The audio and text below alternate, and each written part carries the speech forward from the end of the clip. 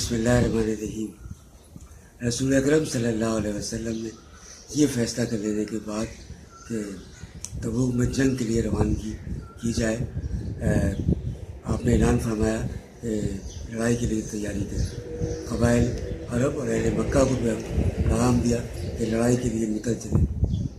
رسول اللہ صلی اللہ علیہ وسلم کا دستور تھا کہ جب کسی غزوے کا ارادہ فرماتے تو کسی اور ہی جانب روانہ ہوتے، لیکن صورتحال کی نزاکت اور تنگی کی شدت کے سبب اب کی بار آپ نے صاف صاف اعلان فرما دیا کہ رومیوں سے جنگ کا ارادہ ہے، تاکہ لوگ مکمل تیاری کر لیں۔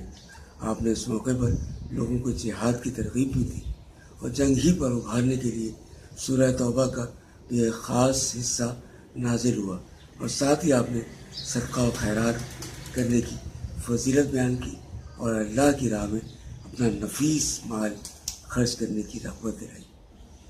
صحابہ کرام رضوان اللہ علیہم اجمعین نے جو ہی رسول اللہ صلی اللہ علیہ وسلم کا ارشاد سنا کہ آپ رومیوں سے جنگ کی دعوت دے رہے ہیں، جھٹ اس کی تعمیل کے لیے دوڑ پڑے اور پوری تیز رفتاری سے جنگ کی تیاری شروع کر دی۔ قبیلے اور برادریاں ہر چار جانب سے مدینہ منورہ میں اترنا شروع ہو گئی، اور سوائے ان لوگوں کے جن کے دلوں میں نفاق کی بیماری تھی، کسی مسلمان نے اس غزوے سے پیچھے رہنا گوارا نہ کیا۔ البتہ 3 مسلمان اس سے مستثنیٰ ہیں کہ صحیح الایمان ہونے کے باوجود انہوں نے غزوے میں شرکت نہ کی۔ حالت یہ تھی کہ حاجت مند اور فاقہ مست لوگ آتے اور رسول اللہ صلی اللہ علیہ وسلم سے درخواست کرتے تو ان کے لیے سواری فراہم کر دیں، تاکہ وہ بھی رومیوں سے ہونے والی اس جنگ میں شرکت کر سکیں، اور آپ ان سے معذرت کر لیتے تھے۔ اس حوالے سے قرآن شریف کی سورہ توبہ کی یہ آیت بھی نازل ہوئی۔ اس کا ترجمہ کچھ یوں ہے کہ میں تمہیں سوار کرنے کے لیے کچھ نہیں پاتا، تو وہ اس حالت میں واپس ہوتے کہ ان کی آنکھوں سے آنسو روا ہو جاتے کہ وہ خرچ کرنے کے لیے کچھ نہیں پا رہے ہیں۔ اسی طرح مسلمانوں نے صدقہ و خیرات کرنے میں بھی ایک دوسرے سے آگے نکل جانے کی کوشش کی۔ حضرت عثمان بن عفان رضی اللہ عنہ نے ملک شام کے لیے ایک قافلہ تیار کیا تھا، اس میں پالان اور کجاوے سمیت 200 اونٹ تھے اور 200 اوقیہ تقریباً 29.5 کلو چاندی تھی۔ آپ نے یہ سب صدقہ کر دیا۔ اس کے بعد پھر 100 اونٹ پالان اور کجاوے سمیت صدقہ کیا۔ اس کے بعد 1000 دینار تقریباً 5.5 کلو سونے کے سکے لے آئے اور انہیں نبی کریم صلی اللہ علیہ وسلم کی آغوش میں بکھیر دیا۔ رسول اللہ صلی اللہ علیہ وسلم انہیں الٹتے جاتے تھے اور فرماتے جاتے تھے، آج کے بعد عثمان جو بھی کرے انہیں اس کا کوئی نقصان نہیں ہوگا۔ اس کے بعد حضرت عثمان غنی رضی اللہ تعالیٰ عنہ نے پھر صدقہ کیا اور صدقہ کیا، یہاں تک کہ ان کے صدقے کی مقدار نقدی کے علاوہ 900 اونٹ اور 100 گھوڑے تک جا پہنچی۔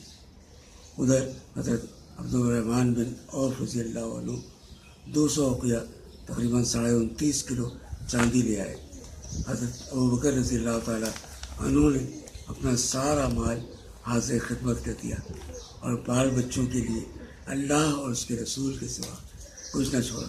ان کے صدقے کی مقدار 4000 درہم تھی، اور سب سے پہلے یہی اپنا صدقہ لے کر تشریف لائے تھے۔ حضرت عمر فاروق رضی اللہ تعالیٰ عنہ نے اپنا آدھا مال صدقہ کیا۔ حضرت عباس رضی اللہ عنہ بہت سا مال لائے۔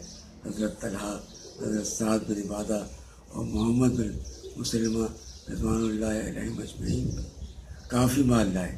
حضرت عاصم بن عدی 900 وسق یعنی 13,500 کلو کھجور لے کر آئے۔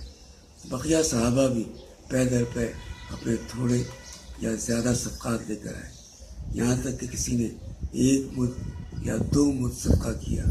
وہ اس سے زیادہ کی طاقت نہیں رکھتے تھے۔ خواتین نے بھی اپنا ہاتھ نہ روکا اور بخل سے کام نہ لیا۔ صرف منافقین تھے جو صدقات میں بڑھ چڑھ کر حصہ لینے والوں پر تانہ زنی کرتے تھے کہ یہ ریاکار ہے، اور جن کے پاس اپنی مشقت کے سوا کچھ نہ تھا. ان کے مذاق اڑانے کے لیے کہتے کہ یہ ایک یا دو مد کھجور سے قیصر کی مملکت فتح کرنے کے لیے اٹھے ہیں. یعنی مسلمانوں کا مذاق اڑاتے تھے یہ منافقین. تاہم ان کے مذاق اڑانے سے کوئی فرق نہیں ہوتا تھا کہ صحابہ حضور اکرم صلی اللہ علیہ وسلم پر جانثاری کے جذبے اور جذبہ شوق شہادت سے میدان میں آئے تھے. انہوں نے اپنی پوری زندگی رسول اللہ صلی اللہ علیہ وسلم پر لٹا دی تھی. ان باتوں سے کوئی فرق نہ پڑا. دین اسلام کا سورج طلوع ہوتا رہا اور طلوع ہو کے رہا. رسول اللہ صلی اللہ علیہ وسلم پر جانثار ہونے والوں کی تعداد ہزاروں میں تھی. سبحان اللہ سبحان اللہ.